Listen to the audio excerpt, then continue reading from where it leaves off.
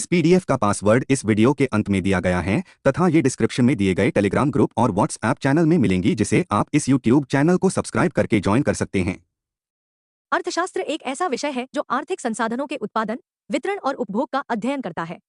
यह विषय इस बात पर केंद्रित होता है कि व्यक्ति, समाज और देश कैसे अपनी सीमित संसाधनों का उपयोग करके अपने आवश्यकताओं और इच्छाओं को पूरा करते हैं। अर्थशास्त्र की कई प्रमुख अवधारणाएं हैं जो इस विषय को समझने में मदद करती हैं। आइए इन प्रमुख अवधारणाओं को विस्तार से समझें। 1. मांग और आपूर्ति, डिमांड एंड सप्लाई। मांग और आपूर्ति अर्थशास्त्र की आधारभूत अवधारणाएं हैं। मांग किसी उत्पाद या सेवा की उस मात्रा को दर्शाता है जिसे उपभोक्ता किसी विशेष मूल्य पर खरीदना चाहते हैं। मांग को प्रभावित करने वाले कारकों में उत्पाद का मूल्य, उपभोक्ता की आय, पसंद और भविष्य के प्रति उनकी अपेक्षाएं शामिल हैं। आपूर्ति किसी उत्पाद या सेवा की उस मात्रा को दर्शाती है जिसे उत्पादक एक विशेष मूल्य पर बेचने के लिए तैयार होते हैं। आपूर्ति को प्रभावित करने वाले कारकों में उत्पादन लागत, तकनीकी प्रगति और बाजार में प्रतिस्पर्धा शामिल है। मांग और आपूर्ति के संतुलन से ही बाजार में वस्तुओं की कीमतें तय होती हैं। 2. अवसर लागत, अपॉर्चुनिटी कॉस्ट। अवसर लागत उस मूल्य को दर्शाती है जो किसी दूसरे विकल्प को छोड़ने पर आता है। उदाहरण के लिए, यदि आपके पास एक ही समय में 2 काम करने का अवसर है और आप किसी एक का चयन करते हैं, तो दूसरे काम का त्याग करने की लागत ही अवसर लागत कहलाती है। यह लागत विशेष रूप से सीमित संसाधनों के उपयोग में महत्वपूर्ण होती है। 3. सीमांत उपयोगिता, मार्जिनल यूटिलिटी। सीमांत उपयोगिता का अर्थ है किसी वस्तु या सेवा की अतिरिक्त इकाई के उपभोग से मिलने वाली संतुष्टि। जैसे जैसे हम किसी वस्तु का उपभोग बढ़ाते हैं, उसकी उपयोगिता घटती जाती है, जिसे सीमांत उपयोगिता का घटाव कहते हैं। यह समझने में मदद करता है कि उपभोक्ता एक निश्चित स्तर के बाद किसी वस्तु का उपभोग क्यों नहीं बढ़ाते। 4. मुद्रास्फीति, इन्फ्लेशन। मुद्रास्फीति का अर्थ है वस्तुओं और सेवाओं की कीमतों में समय के साथ सामान्य वृद्धि। जब किसी अर्थव्यवस्था में अत्यधिक मांग होती है तो कीमतें बढ़ती हैं और मुद्रास्फीति का कारण बनती हैं। मुद्रास्फीति का माप उपभोक्ता मूल्य सूचकांक (सीपीआई) और उत्पादक मूल्य सूचकांक (पीपीआई) के माध्यम से किया जाता है। मुद्रास्फीति का नियंत्रण किसी देश की आर्थिक नीति का एक महत्वपूर्ण हिस्सा होता है, क्योंकि अत्यधिक मुद्रास्फीति आर्थिक अस्थिरता का कारण बन सकती है। 5. राष्ट्रीय आय, नेशनल इनकम। राष्ट्रीय आय का अर्थ है एक निश्चित समय में किसी देश में उत्पादित सभी वस्तुओं और सेवाओं का कुल मूल्य। इसे देश की आर्थिक समृद्धि को मापने के लिए उपयोग किया जाता है। सकल घरेलू उत्पाद (जीडीपी), सकल राष्ट्रीय उत्पाद (जीएनपी) और शुद्ध राष्ट्रीय उत्पाद (एनएनपी) जैसे मापदंड राष्ट्रीय आय को मापने के विभिन्न तरीके हैं। जीडीपी किसी देश की आर्थिक गतिविधियों की एक विस्तृत तस्वीर प्रस्तुत करता है और इस बात का सूचक होता है कि देश की आर्थिक स्थिति क्या है। 6. बाजार संरचना, मार्केट स्ट्रक्चर। अर्थशास्त्र में विभिन्न प्रकार की बाजार संरचनाएं होती हैं, जैसे कि पूर्ण प्रतियोगिता, एकाधिकार, अर्ध प्रतियोगिता और मौलिक प्रतिस्पर्धा। पूर्ण प्रतियोगिता में कई विक्रेता और खरीदार होते हैं और कोई भी विक्रेता कीमत को नियंत्रित नहीं कर सकता। एकाधिकार में एक ही विक्रेता होता है और वह अपनी इच्छानुसार कीमत तय कर सकता है। अर्ध प्रतियोगिता में सीमित संख्या में विक्रेता होते हैं और वे प्रतिस्पर्धा के कारण कीमतों को प्रभावित करते हैं। मौलिक प्रतिस्पर्धा में विक्रेता अपनी अपनी विशेषताओं के आधार पर प्रतिस्पर्धा करते हैं, जैसे कि ब्रांड और गुणवत्ता। 7. निवेश और बचत, इन्वेस्टमेंट एंड सेविंग। निवेश और बचत किसी भी आर्थिक प्रणाली में महत्वपूर्ण भूमिका निभाते हैं। बचत का अर्थ है आय का वह हिस्सा जो उपभोग में न जाकर सुरक्षित किया जाता है। निवेश का मतलब है बचत का उपयोग किसी लाभकारी योजना में लगाना, जैसे कि शेयर बाजार, अचल संपत्ति आदि। बचत और निवेश का संतुलन देश की आर्थिक वृद्धि को प्रभावित करता है। अधिक बचत होने पर निवेश के लिए पूंजी बढ़ती है, जो आर्थिक विकास को गति देती है। 8. मुद्रा और बैंकिंग, मनी एंड बैंकिंग। मुद्रा का अर्थशास्त्र में अत्यधिक महत्व है, क्योंकि यह व्यापार को आसान बनाता है। बैंकिंग प्रणाली मुद्रा की आपूर्ति को नियंत्रित करती है और आर्थिक गतिविधियों में स्थिरता बनाए रखने में सहायक होती है। बैंक विभिन्न प्रकार की सेवाएं देते हैं, जैसे कि लोन, डिपॉजिट और फंड ट्रांसफर। इसके अतिरिक्त वे मुद्रास्फीति और ब्याज दरों को भी प्रभावित करते हैं। केंद्रीय बैंक, जैसे कि भारतीय रिजर्व बैंक, देश की मौद्रिक नीति को संचालित करता है। 9. बेरोजगारी, अनएम्प्लॉयमेंट। बेरोजगारी का अर्थ है उन लोगों का होना जो काम करना चाहते हैं लेकिन उन्हें काम नहीं मिल रहा है। बेरोजगारी के कई प्रकार होते हैं, जैसे कि संरचनात्मक बेरोजगारी, चक्रीय बेरोजगारी और मौसमी बेरोजगारी। बेरोजगारी दर किसी भी देश की आर्थिक स्थिति को मापने का एक महत्वपूर्ण संकेतक होती है। बेरोजगारी में वृद्धि आर्थिक संकट का संकेत हो सकती है। 10. अंतर्राष्ट्रीय व्यापार, इंटरनेशनल ट्रेड। अंतर्राष्ट्रीय व्यापार का मतलब है दो देशों के बीच वस्तुओं और सेवाओं का आदान प्रदान। यह व्यापार किसी देश की आर्थिक स्थिति को प्रभावित करता है और उसे नई तकनीक, वस्तुएं और सेवाएं उपलब्ध कराता है। विनिमय दर किसी देश की मुद्रा की कीमत को दर्शाती है। यह दर देशों के बीच व्यापार को प्रभावित करती है। विनिमय दर का परिवर्तन देश की आयात और निर्यात दर को प्रभावित कर सकता है। 11. वित्तीय नीति, फिस्कल पॉलिसी। वित्तीय नीति सरकार द्वारा कर संग्रह और खर्च के नियंत्रण की नीति है। यह नीति देश की आर्थिक स्थिरता को बनाए रखने के लिए आवश्यक है। करों के माध्यम से सरकार राजस्व जुटाती है, जिसका उपयोग वह सामाजिक कल्याण, सुरक्षा और बुनियादी ढांचे के विकास में करती है। आर्थिक मंदी या विकास के दौरान सरकार वित्तीय नीति में बदलाव करके अर्थव्यवस्था को स्थिर करने का प्रयास करती है। 12 मौद्रिक नीति, मॉनेटरी पॉलिसी। मौद्रिक नीति केंद्रीय बैंक द्वारा संचालित होती है और इसका उद्देश्य मुद्रा की आपूर्ति और ब्याज दरों को नियंत्रित करना है।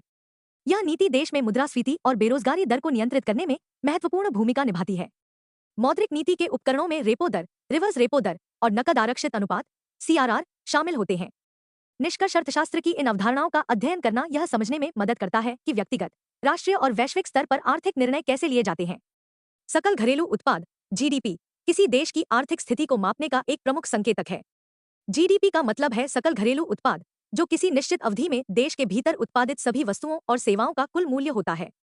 यह एक मापदंड है जो दर्शाता है कि एक देश ने अपनी अर्थव्यवस्था में कितनी आर्थिक गतिविधियां की हैं और उसकी आर्थिक सेहत कैसी है। GDP का अर्थ और मापने के तरीके का उपयोग यह जानने के लिए किया जाता है कि एक अर्थव्यवस्था कितनी बड़ी है और उसमें किस स्तर का उत्पादन हो रहा है। यह अर्थव्यवस्था की वृद्धि और मंदी को मापने का सबसे सटीक तरीका माना जाता है। GDP को मापने के 4 प्रमुख तरीके होते हैं। 1 उपभोग विधि, कंजम्पशन मेथड। इस विधि में उपभोक्ताओं द्वारा खरीदे गए सभी उत्पादों और सेवाओं का मूल्य जोड़ा जाता है। 2 निवेश विधि, इन्वेस्टमेंट मेथड। इसमें व्यवसायों और व्यक्तियों द्वारा किए गए सभी निवेश को जोड़ा जाता है। 3 सरकारी खर्च विधि, गवर्नमेंट स्पेंडिंग मेथड। इसमें सरकार द्वारा किए गए खर्चों को जोड़ा जाता है, जैसे शिक्षा, स्वास्थ्य और अन्य बुनियादी ढांचे पर खर्च। 4 निर्यातायात विधि, नेट एक्सपोर्ट्स मेथड। इसमें देश के कुल निर्यात से कुल आयात को घटाकर शुद्ध निर्यात का मूल्य मापा जाता है। GDP को आमतौर पर एक वार्षिक या त्रैमासिक अवधि में मापा जाता है। इससे पता चलता है कि देश में आर्थिक गतिविधियां किस दर से बढ़ रही हैं या घट रही हैं। GDP का उपयोगिता, यूटिलिटी ऑफ GDP। 1 अर्थव्यवस्था की सेहत का मापन। GDP का सबसे बड़ा लाभ यह है कि यह देश की आर्थिक सेहत को मापने का एक महत्वपूर्ण उपकरण है। यदि GDP में वृद्धि हो रही है तो इसका मतलब है कि देश की अर्थव्यवस्था प्रगति कर रही है और लोग अधिक उत्पादन कर रहे हैं और ज्यादा धन कमा रहे हैं। इससे देश की समृद्धि बढ़ती है और रोजगार के नए अवसर उत्पन्न होते हैं। 2 नीति निर्माण में सहायक। GDP का डेटा सरकार को नीति निर्माण में मदद करता है। जब GDP बढ़ती है तो सरकार उस आर्थिक नीति का मूल्यांकन कर सकती है जिससे वृद्धि हुई है। इसके विपरीत, यदि GDP घट रही है तो यह नीति निर्माताओं को चेतावनी देता है कि उन्हें आर्थिक स्थिति को सुधारने के लिए नीतियों में बदलाव करने की आवश्यकता हो सकती है। 3 मुद्रास्फीति और मुद्रा नीति। GDP के आंकड़े केंद्रीय बैंक को यह निर्णय लेने में मदद करते हैं कि उन्हें मुद्रास्फीति को नियंत्रित करने के लिए ब्याज दरों में बदलाव करना चाहिए या नहीं। यदि GDP बहुत तेजी से बढ़ रही है तो इससे मुद्रास्फीति का खतरा होता है, जिसे नियंत्रित करने के लिए केंद्रीय बैंक ब्याज दरें बढ़ा सकता है। 4 देशों की तुलना। GDP का उपयोग देशों की आर्थिक क्षमता और उनके जीवन स्तर की तुलना करने के लिए किया जाता है। अंतर्राष्ट्रीय स्तर पर विभिन्न देशों की GDP की तुलना करने से पता चलता है कि कौन सा देश आर्थिक रूप से मजबूत है और किस देश का जीवन स्तर उच्च है। इसे GDP प्रति व्यक्ति के रूप में भी मापा जा सकता है, जो यह दर्शाता है कि किसी देश की औसत जनसंख्या कितना उत्पादन और कमाई कर रही है। 5 रोजगार के अवसरों का संकेतक। जब GDP बढ़ती है तो इसका मतलब होता है कि देश में उत्पादक गतिविधियां बढ़ रही हैं, जिससे रोजगार के नए अवसर पैदा होते हैं। इसके विपरीत, GDP में गिरावट का मतलब है कि उत्पादन में कमी आ रही है और इससे बेरोजगारी बढ़ सकती है। इस प्रकार GDP की वृद्धि दर रोजगार की स्थिति का भी एक संकेतक है। 6 निवेश का प्रोत्साहन। GDP के आंकड़े निवेशकों को बताते हैं कि अर्थव्यवस्था कितनी स्थिर और लाभदायक है। यदि किसी देश की GDP में निरंतर वृद्धि हो रही है तो निवेशक उस देश में अधिक निवेश करने के लिए प्रेरित होते हैं, क्योंकि वहां निवेश का रिटर्न बेहतर होने की संभावना होती है। 7 सरकारी योजनाओं का विश्लेषण। GDP सरकार को यह समझने में मदद करता है कि उनकी योजनाएं कितनी प्रभावी हैं। यदि किसी विशेष क्षेत्र में GDP में वृद्धि होती है तो इसका मतलब है कि उस क्षेत्र में लागू की गई योजनाएं सफल हैं। इसी प्रकार, यदि GDP में गिरावट होती है तो सरकार को उस क्षेत्र में नई योजनाएं लागू करने की आवश्यकता हो सकती है। 8 सकल घरेलू उत्पाद और जीवन स्तर। GDP से देश के नागरिकों का जीवन स्तर भी मापा जा सकता है। GDP प्रति व्यक्ति का मतलब होता है कि देश की कुल GDP को जनसंख्या में विभाजित करके देखा जाता है। इससे यह समझा जा सकता है कि एक औसत नागरिक कितना उत्पादन कर रहा है और आर्थिक दृष्टि से उसका जीवन स्तर कैसा है। GDP के सीमाएं। हालांकि GDP एक महत्वपूर्ण मापदंड है, परंतु इसके कुछ सीमाएं भी हैं। 1 असमानता को नहीं दर्शाता। GDP आर्थिक असमानता को मापने में सक्षम नहीं है। GDP की वृद्धि के बावजूद समाज में असमानता बढ़ सकती है, क्योंकि यह केवल कुल उत्पादन को मापता है, वितरण को नहीं। 2 पर्यावरणीय प्रभाव को अनदेखा करता है। GDP का मापन केवल आर्थिक उत्पादन पर आधारित है, लेकिन इसमें पर्यावरणीय हानि को शामिल नहीं किया जाता। प्रदूषण, प्राकृतिक संसाधनों का ह्रास आदि कारकों को नजरअंदाज कर दिया जाता है, जो दीर्घकालिक रूप से नुकसानदेह हो सकते हैं। 3 अनौपचारिक अर्थव्यवस्था को नहीं मापता। GDP में केवल औपचारिक आर्थिक गतिविधियों को मापा जाता है। अनौपचारिक अर्थव्यवस्था जैसे घरेलू काम या काले बाजार का योगदान इसमें शामिल नहीं होता। 4 खुशी और संतुष्टि का माप नहीं। जीडीपी केवल आर्थिक उत्पादन को मापता है, लोगों की खुशी और संतुष्टि का नहीं। निष्कर्ष किसी भी देश की आर्थिक स्थिति का एक महत्वपूर्ण मापदंड है, जो न केवल आर्थिक नीतियों का निर्माण करने में सहायक है, बल्कि निवेशकों और नीति निर्माताओं को भी उपयोगी जानकारी प्रदान करता है। हालांकि जीडीपी एक सटीक मापदंड नहीं है, परंतु इसकी गणना से सरकार और जनता को आर्थिक स्थिति का एक व्यापक चित्र मिलता है, जो दीर्घकालिक विकास और स्थिरता के लिए आवश्यक है। राजकोषीय घाटा फिस्कल डेफिसिट एक महत्वपूर्ण आर्थिक संकेतक है, जो किसी देश की आर्थिक स्थिति और सरकारी वित्तीय प्रबंधन का आकलन करने में सहायक होता है। यह स्थिति तब उत्पन्न होती है जब किसी सरकार के कुल व्यय उसके कुल राजस्व से अधिक हो जाते हैं। इसे सरल शब्दों में समझें तो राजकोषीय घाटा का मतलब है कि सरकार अपनी आय से अधिक खर्च कर रही है। इस कमी को पूरा करने के लिए सरकार को उधार लेना पड़ता है या ऋण लेना पड़ता है। राजकोषीय घाटा क्या है? राजकोषीय घाटा का अर्थ है सरकार का व्यय उसके राजस्व से अधिक होना। इस स्थिति में सरकार अपने विभिन्न कार्यों जैसे विकास योजनाओं, रक्षा, शिक्षा, स्वास्थ्य सेवाओं आदि पर किए गए खर्च को पूरा करने के लिए कर्ज लेती है। राजकोषीय घाटा को निम्नलिखित सूत्र से समझा जा सकता है। राजकोषीय घाटा कुल व्यय, कुल राजस्व, टैक्स राजस्व प्लस गैर टैक्स राजस्व। इसमें यह ध्यान रखना आवश्यक है कि कुल राजस्व में सरकार का उधारी से प्राप्त धन शामिल नहीं होता। राजकोषीय घाटा के कारण एक अधिक सरकारी खर्च।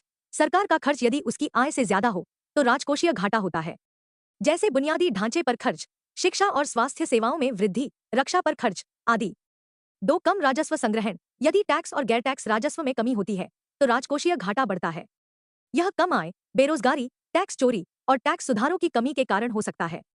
3 उधारी पर निर्भरता। जब सरकार अधिक खर्च के लिए लगातार उधार लेती है तो ब्याज का भुगतान बढ़ता है, जो राजकोषीय घाटे का एक प्रमुख कारण है। 4 आर्थिक मंदी। मंदी के समय में सरकारें आर्थिक गतिविधियों को बढ़ावा देने के लिए खर्च बढ़ाती हैं, जबकि उस समय कर संग्रह कम हो सकता है, जिससे राजकोषीय घाटा बढ़ जाता है। राजकोषीय घाटा के प्रभाव 1 ब्याज भुगतान में वृद्धि। जब सरकार अधिक उधार लेती है तो उसे ब्याज चुकाना पड़ता है। इससे सरकार का खर्च बढ़ जाता है और भविष्य में विकास योजनाओं पर कम खर्च कर पाती है। 2 मुद्रास्फीति। यदि राजकोषीय घाटा अधिक होता है और इसे पूरा करने के लिए सरकार अधिक मुद्रा का प्रचलन करती है तो इससे मुद्रास्फीति बढ़ सकती है।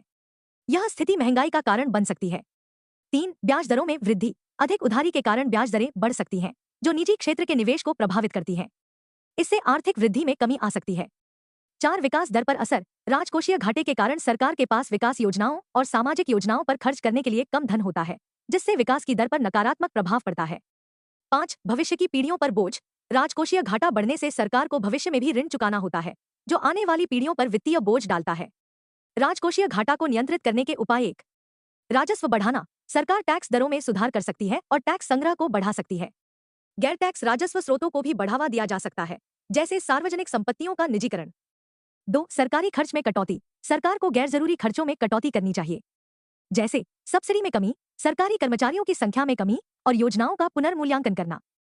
3 उधारी पर नियंत्रण। उधारी का प्रबंधन सही ढंग से करने से राजकोषीय घाटे को नियंत्रित किया जा सकता है। सरकार को सावधानीपूर्वक उधारी लेनी चाहिए और अपनी चुकौती क्षमता को ध्यान में रखते हुए खर्च करना चाहिए। 4 आर्थिक सुधार। आर्थिक सुधारों के माध्यम से उत्पादन और निवेश में वृद्धि की जा सकती है, जिससे आर्थिक गतिविधियां बढ़ेंगी और सरकार का राजस्व भी बढ़ेगा। 5 वित्तीय जवाबदेही।